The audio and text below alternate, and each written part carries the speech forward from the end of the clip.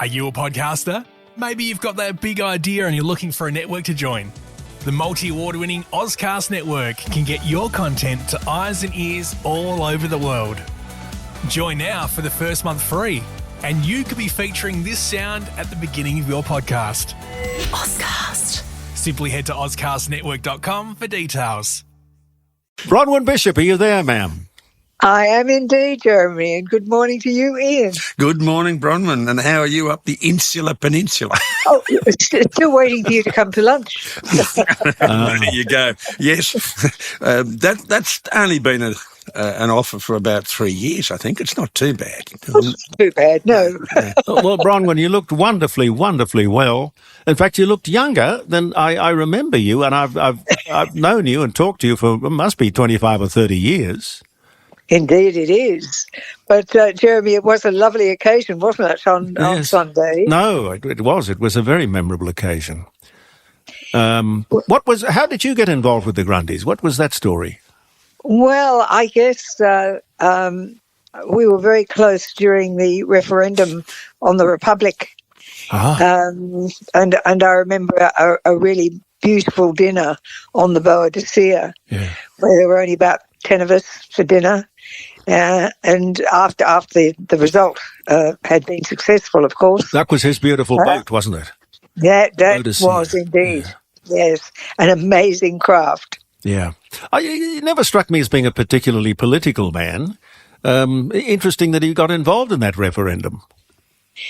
Well, I think Joy was the driving force there. She was really quite involved in the whole idea of it. Yes.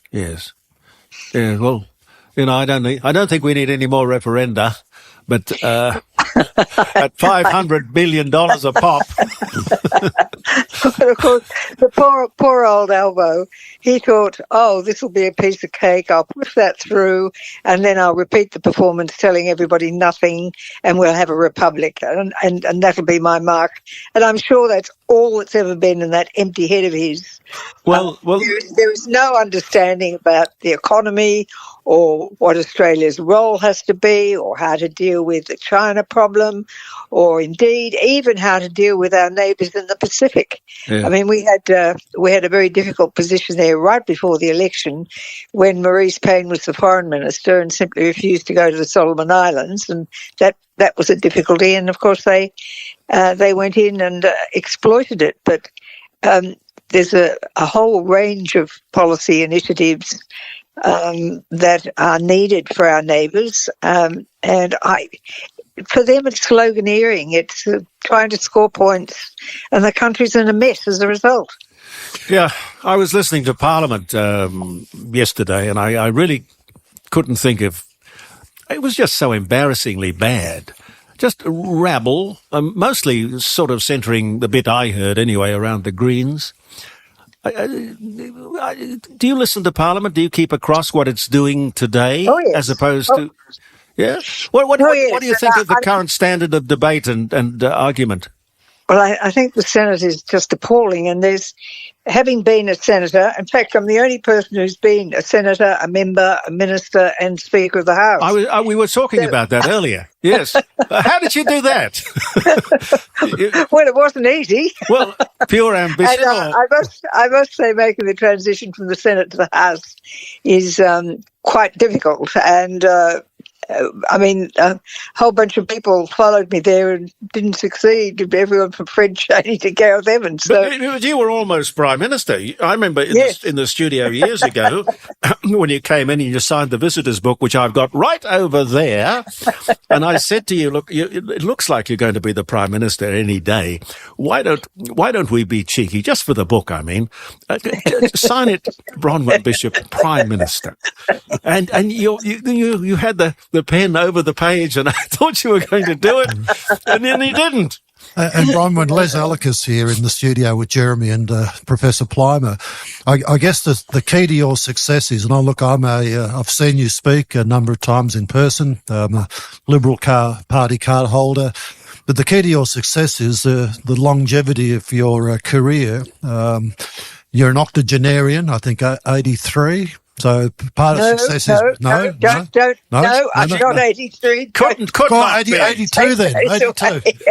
I don't want to age you prematurely.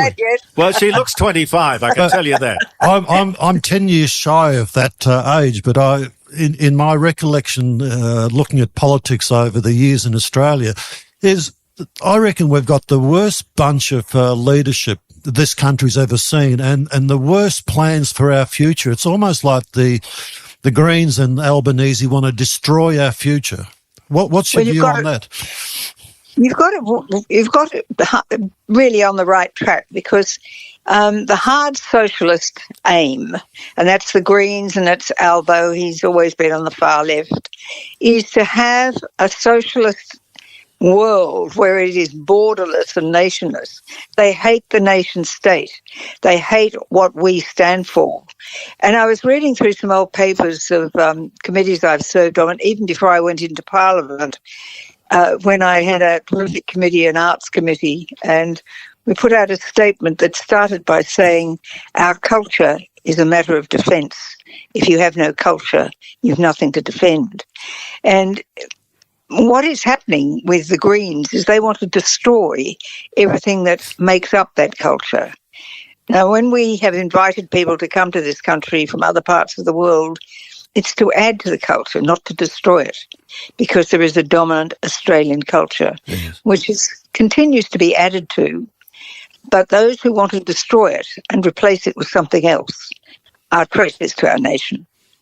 Yeah, it's very high-handed to come in and start rearranging other people's furniture, or in fact even being encouraged to do so. Yes, but I'm talking about the Greens. They're almost a fifth column.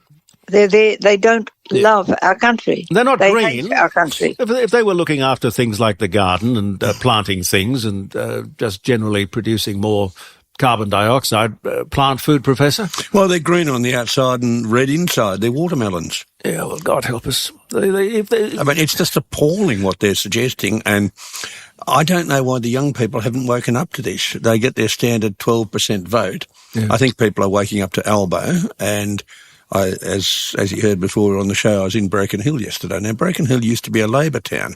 It isn't now. In the local elections, previously, Labor would just walk it in. Not now. It's independents. Previously, Labor would walk in the state seat. Not now. It's shooters and fishers. And in the last state election, 8 out of the 8 booths went to the National Party. So the working people are waking up. It's the middle-class suburbia. It's the people who want to have green twinges. Yeah. And it's only possible because of what our forefathers have done to build this country. And it's only possible to destroy the country the way the Greens are doing it, with wealth. Yeah, but we're a wealthy country, and what they're doing is destroying it, and quite deliberately. This is not an accident. This is not due to stupidity. Do you think, Bronwyn, that they will hold the balance of power if we've got a hung parliament next time? No, I can't believe that the Australian people would let that happen. I do think that Dutton has the possibility of winning the election. In fact, it's getting closer to being not possible, but predictable. Shouldn't he be further ahead, though? I mean, 50-50 is a bit much. There's a lot of ammunition that the Libs could be using if they wanted to. Yes, well, that's looking at a national across-the-board vote. It's when you start to look seat by seat, that's where you've got to look at it. Yeah. And when you start doing that, you can see the pathway for Dutton to win. Yes, you've got the seats in Western Australia. You've got here in South Australia the seat of Boothby, which Nicole Flick will win back. She's working very, very hard against a lazy local Labor member. So it's just picking them off one by one. You don't try to conquer the whole country. It's just and I think as far as policy is concerned, as soon as the Liberals really home in and zoom in on the real issues of cost of living, and to remind people all the promises that Albo and the party made, and they really start checking their bills, they'll recognise and realise that Albanese, and I think the polls are showing this, that people just haven't trusted him for delivering what he said he's going to do. And I think once that's reminded to the people in earnest in campaigning, I think the cards will start to fall rather rapidly. Yeah. Well, if you go back over the last several elections, whenever the question of climate change and so on was a major issue, and we held the line about saying that we will keep prices down, that we have got a better plan, that we will not succumb to the international pressure, we won. But the minute that Morrison said he was going off to Glasgow and committing to net zero by 2050, we lost. Now the question is being dealt with differently. Now that we've got that madman Bowen trying to destroy the country with these power lines across it, you've got a sensible policy coming up from Dutton with nuclear being added to the mix, and the fact that we can use the existing grid and don't have to destroy productive agricultural land, and that we can then deliver reliable and much cheaper power by planning for the future and by having a mix of sources for that energy to enable the lights to be kept on.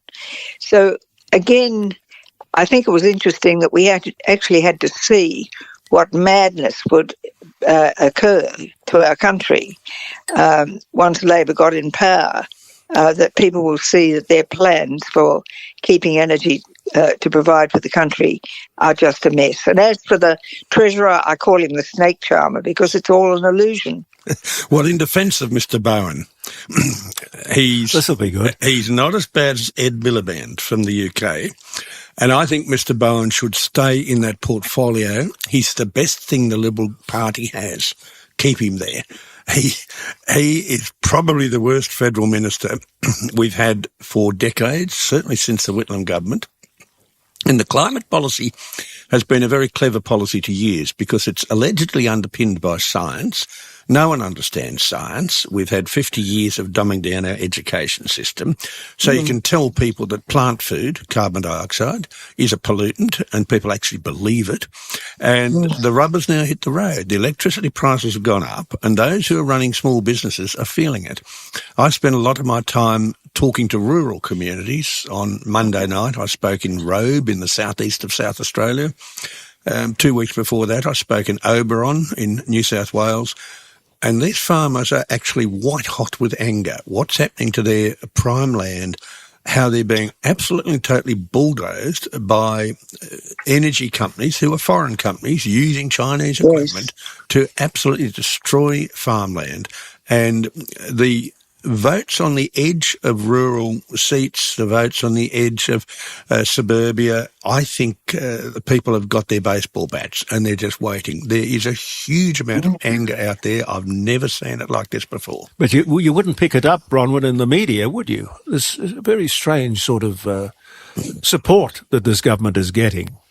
Well, you certainly can be grateful. We've got terrific people like on Sky, where I'm delighted to be taking part in programs. And I do enjoy you pursuing the lefties, especially Nicholas Rees, who I clashed with occasionally. But it's really wonderful. And a lot of people listening to this program would actually get Sky free to air.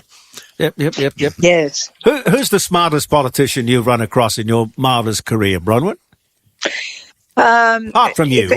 If I'm going to be honest, I had the great honour of knowing Margaret Thatcher, and also having had lunch at the White House with Ronald Reagan. Oh, wonderful. Now those two people were amazing. And I can recall being at a conference in Tokyo hosted by the Japanese Prime Minister that Margaret Thatcher was at, and a lot of other heads of centre-right governing parties were. Are you a podcaster? Maybe you've got that big idea and you're looking for a network to join. The multi-award-winning Ozcast Network can get your content to eyes and ears all over the world. Join now for the first month free, and you could be featuring this sound at the beginning of your podcast. Ozcast. Simply head to ozcastnetwork.com for details. having to present a paper, and ironically, it was a paper on the politics of the Pacific Island states, and it was amazing to have her actually listening to a paper I was giving and actually interact with me afterwards. So they're huge international figures. But honestly, what do you think made them exceptional? Commitment. Absolute commitment and unswathing commitment. I remember Margaret Thatcher coming to our party room when we were still in opposition, and John Howard asked her to come and speak to us. And she stood up there, and the first thing she said, "I take it you want to win." And there was this kind of polite silence sort of thing. And then she just raised her voice and said, "I take it you wish to win." Then she got a response. But she was innovative. She believed in the policies of free enterprise. She believed in individualism. She dragged a country that was on a 3-day working week and was broke back into prosperity. Yeah. Bronwyn, how would you rate contemporary leaders, particularly in Europe, like Geert Wilders and Viktor Orban of Hungary? I mean, they haven't been around a long time, but they have very, very positively wanting to draw the community and their countries back into the centre of politics rather than being extreme left or right. Yes, I haven't met either of them, but I have met the president of Hungary, a woman who was a minister in the Orban government. She's a mother of 4 children, and I've heard her speak and talk about the need to increase the birth rate in Hungary, which had dropped dramatically, as indeed is ours. But they were very much worse. I think they were down close to 1.2 or something like that. So she talked about introducing policies that gave advantages to people who committed to having children and to marriage and so on, and they have actually brought that birth rate up. So there are many issues where Hungary is quite an interesting place to look at, as is the movement in Europe generally, where I think people were over what happened in Germany, where they were just let down so badly with bringing in those 1 million people from across the Mediterranean, and what that has done to Europe is just dreadful. Where did your political nous come from? Yours wasn't a political family. Your father was an engineer, wasn't he? Yes, he was. He thinks engineers are the most sensible people on earth. And geologists. Yes. Yes, he was. And my mother was an opera singer. But I came to it through school, through studying history, contemporary European history in particular. And it taught me that individuals can make a difference, but it can be for good or for evil. And so we had Hitler, who was a strong, powerful leader for evil, and Churchill, who was a strong, powerful leader for good. And I decided I wanted to have a say in what happened to my country. And both of those were elected, of course. I mean, you can understand being elected if you're good, but it's hard to imagine being elected if you're evil. Well, that's what we have to watch out for, isn't it? Yes. I mean, we have people who are being elected to positions right across the world who do not have the real interests of their nation at heart. And that's look, a really worrying thing. In Australia, Bronwyn, you wouldn't necessarily say that immigration is evil. But when Albanese made a prediction or a policy how many people he's going to let into the country, now we've exceeded that by far. This year we'll exceed that by 100,000 people. But we're talking about over 1 million people who've come into the country, and 80% of Australia's population increase is immigration. And now we've chalked over 27 million, but the evil in all that is the cost of housing, the lack of services, the congested roads, everything is going to crap to put it bluntly, in this country. And everything, all our services seem to have major flaws and being broken. Our health system, particularly here in South Australia, which is no different to other states, you can't get into the ED, you can't get services, the waiting lists are getting longer and longer. We're just deteriorating rapidly, and that isn't evil. That isn't evil. Well, since COVID... I would never call immigration evil, because people wanting and seeking better lives I can understand.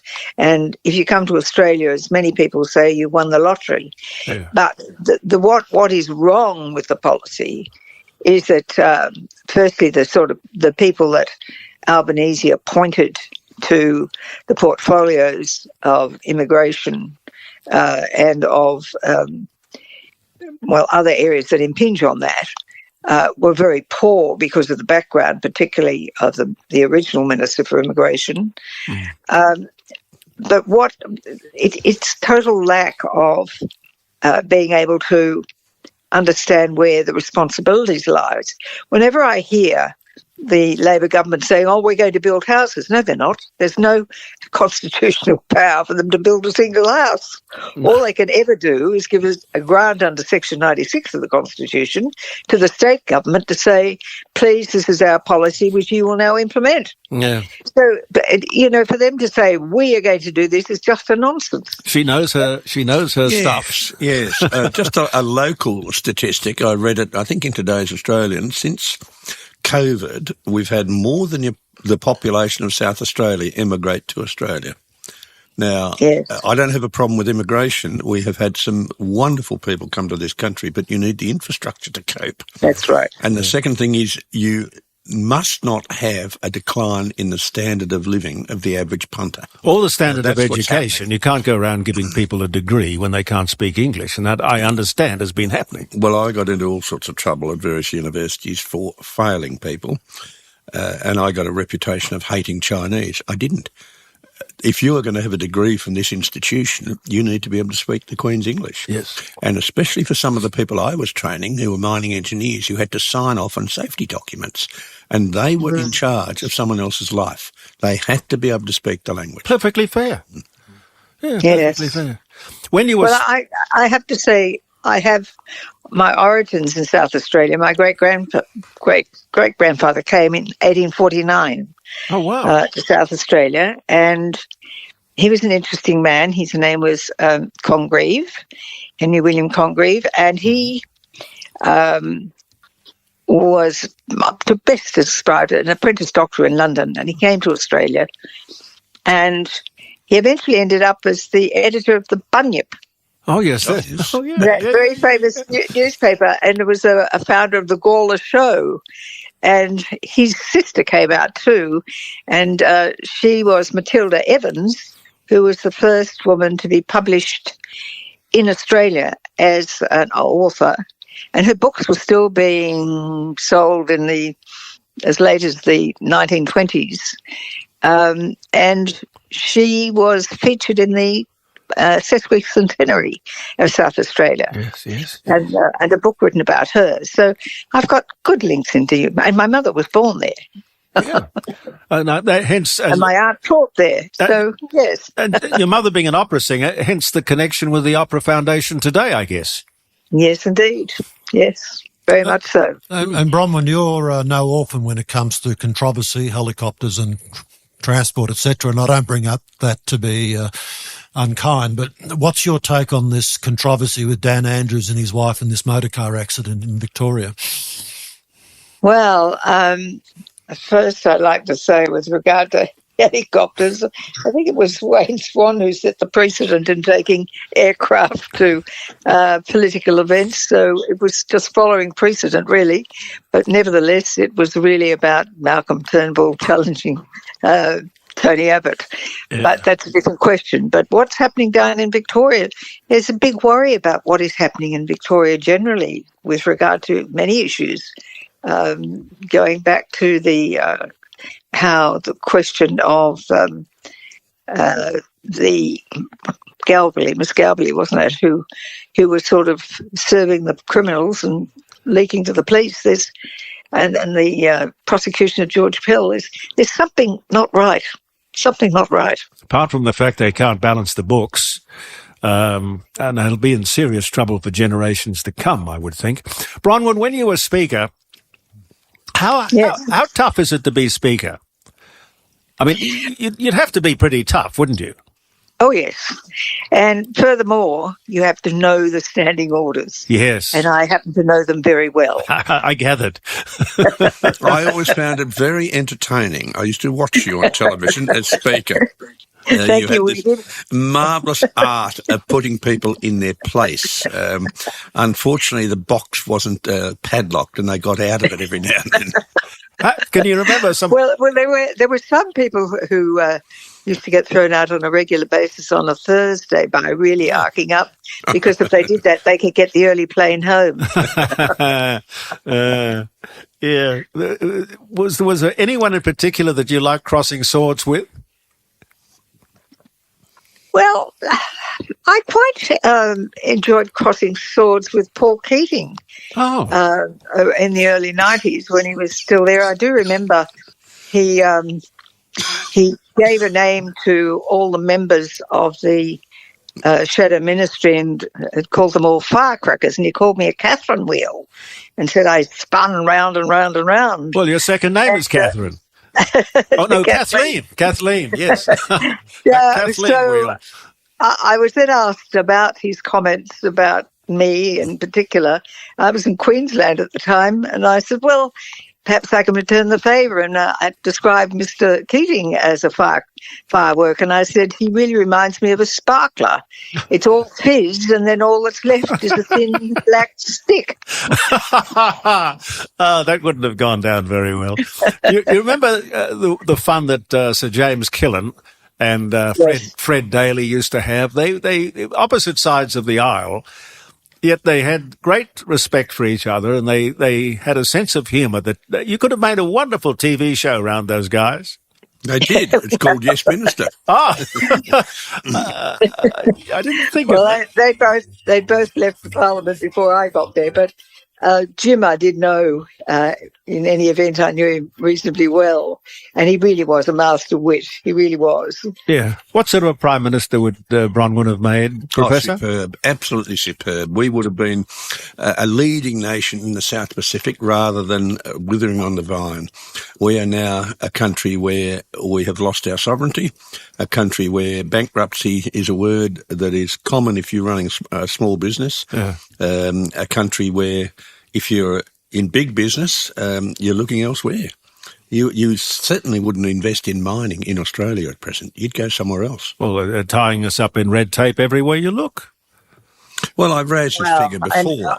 We needed for our Roy Hill mine in Western Australia, in the Pilbara, so that's an iron ore mining area, in an iron ore mining state of Western Australia, in an iron ore mining country of Australia.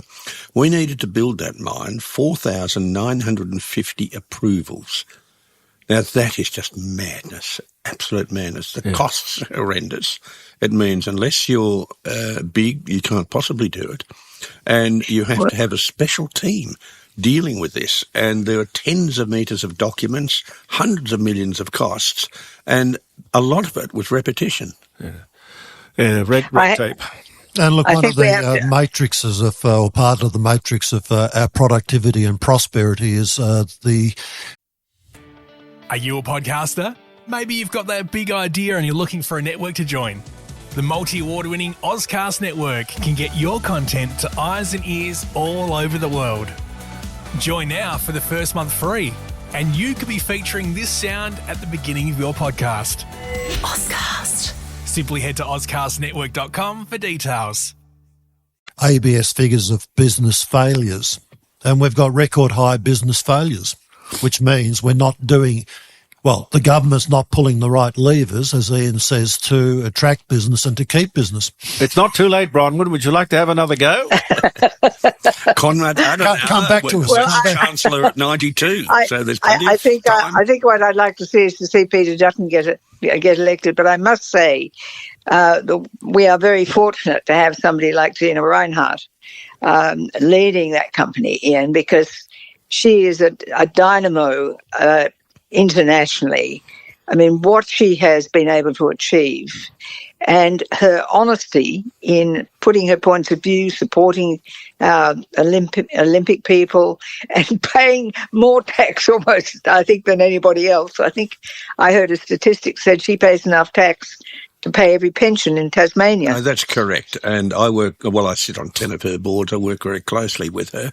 And there's a lot that people don't know about her. For example, I was in Thailand earlier in the year. She had flown all of the families of the Olympians to Thailand to give them a 2-week holiday, saying, you got out of bed at 4 o'clock in the morning to take your kids training. Thank you for that. She has charities in Cambodia where she buys young girls being sold into prostitution, puts them through an orphanage, a school, and some of them through universities. Every now and then some of these girls come and talk at all of the operations. These girls are multilingual, and they just give their life story. And it's just absolutely incredible. Now, she doesn't go around boasting about what she does. No. She just does it. She's the greatest woman this country has ever produced. She could very easily live in Singapore and pay a fraction of the tax she pays, and she wouldn't get pilloried as she does in this country. So I think she's absolutely marvellous. She's fabulous to work with and one of the best brains I've ever met. Well, I agree with you, Ian, and I'm very proud to know her and to have done so for many years. And I just think we are very fortunate to have someone like her who is be able to lead in so many fields, even though it's so quietly. Are you a podcaster? Maybe you've got that big idea and you're looking for a network to join. The multi-award-winning Ozcast network can get your content to eyes and ears all over the world. Join now for the first month free, and you could be featuring this sound at the beginning of your podcast. Ozcast. Simply head to ozcastnetwork.com for details.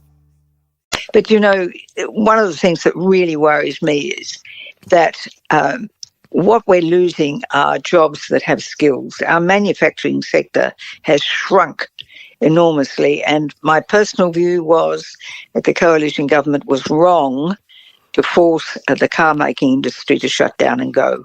Yeah. We lost all the skills that those people had, all the industries that fed into it.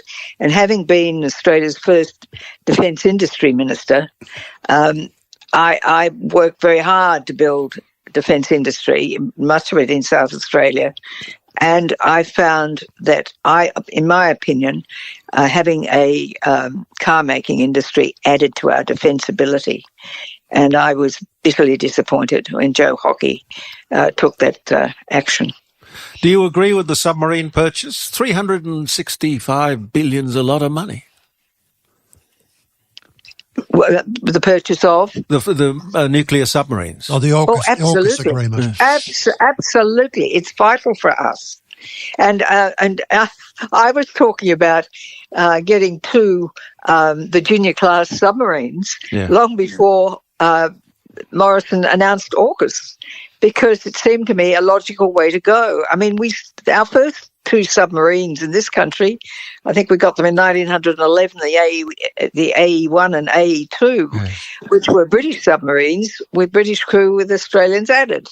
Now, of course, we lost both of those. One went through the Dardanelles just before the landing at Anzac, and I was responsible for having the Navy provide some money that we actually found that submarine, and it's now in Turkey. You can see it. It's been resurrected. Nobody died on it because everybody got off. Yeah. But, of course, the AE1 we lost off Papua New Guinea, and that has subsequently been found and remains a war grave in that sense.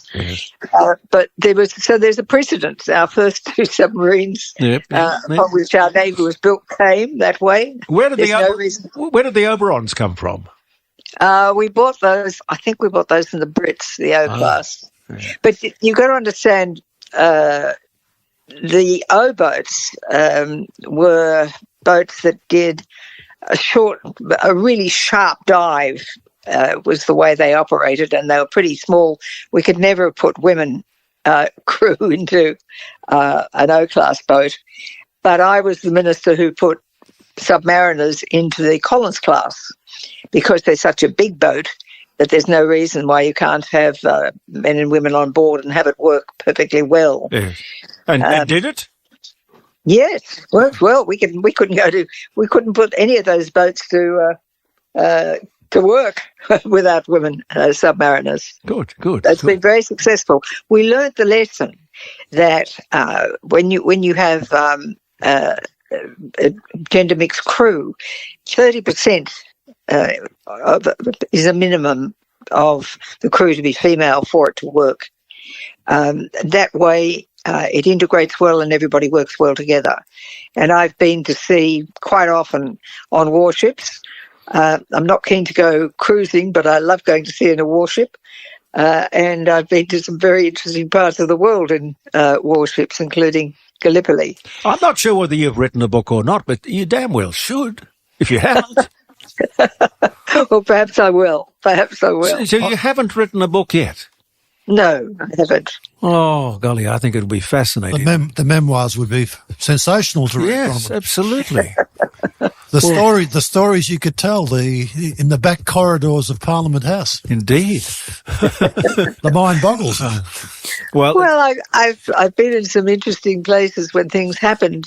Before I went into the Parliament, I went in 1975 to China with the Art Gallery Society of New South Wales, of which I was on the council.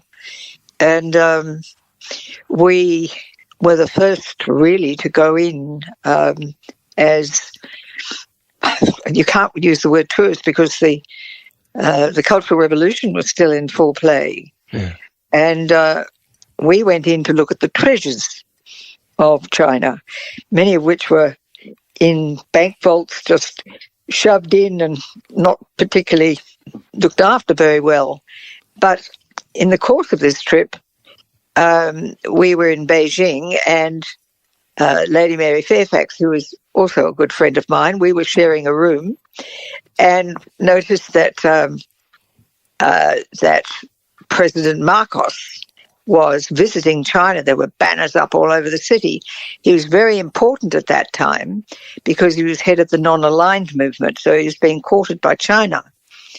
And Mary had met and knew the Marcoses and sent a note saying that we were there. And she mentioned four of us, myself, Leslie Walford and Daniel Thomas. And what came back was an invitation to a dinner at the Great Hall of the People. Wow. So we told our cadre, or Mary told our cadre, and our cadre said he would have to discuss it. We had no idea whether we'd be allowed to attend or not. Fortunately, both Mary and I had packed something that was suitable for formal because it was formal. Yeah. And we're all dressed, standing there waiting, the four of us, and at 6:45, our cadre came and said, yes, we could go. So we all piled into his tiny little car, and up we went to the Great Hall of the People, where there was a great red carpet up the marble stairs, and there were great Mercedes with curtains at the windows being drawn up, and men in white jackets directing traffic, and all these beautiful people going up the stairs, and we hop of our tiny little car with our cadre, and up we go, and we're given a very royal or regal or rather nice position to be seated at. But the important thing about this dinner was that it was hosted by Marcos in honour of Chou En-lai. Mm-hmm. And he got up and spoke and said diplomatic relations had been established between China and the Philippines. Mm-hmm. And that was a bombshell. And then the person who spoke for China was not Chou En-lai because he was dying. It was Deng Xiaoping. Uh-huh. And so Deng Xiaoping stood and reiterated that diplomatic relations were established. And this was really, really a really terrific announcement for them. And that was the night that I met Deng Xiaoping. So every time I went back to China after that, prior to Z, Yeah. and I said I met Deng Xiaoping, my stocks rose enormously. Yeah. All the contacts that you've made in your life would be just amazing.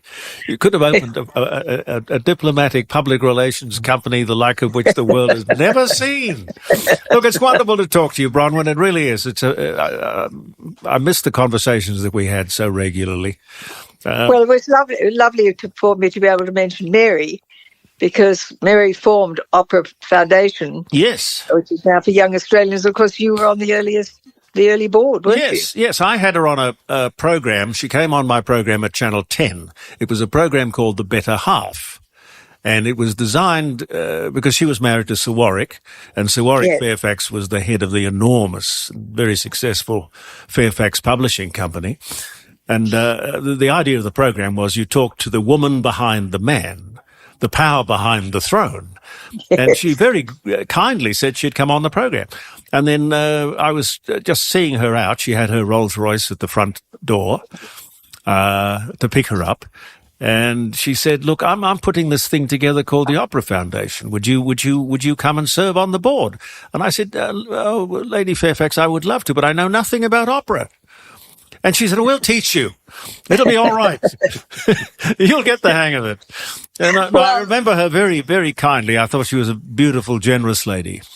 She was. And she was another woman who was driven to do good things for people, to open up opportunities. And she invited me to come on the board several years ago, and now I'm the chairman. And we do really exciting things. We open the doors for young Australians to be able to sing with companies like Deutsche Oper in Berlin, the Vienna State Opera, and to join La Scala and Opera Holland Park. So we do things that they just would never get the opportunity to do. Wonderful to talk to you. Look after yourself, Bronwyn, and thank you again. Great pleasure. Lovely talking to you and to Ian. We'll see you at lunch sometime with Tracy. I look forward to that. Yes, okay then. Bronwyn Bishop, ladies and gentlemen. Are you a podcaster? Maybe you've got that big idea and you're looking for a network to join. The multi-award-winning Ozcast network can get your content to eyes and ears all over the world. Join now for the first month free, and you could be featuring this sound at the beginning of your podcast. Ozcast. Simply head to ozcastnetwork.com for details.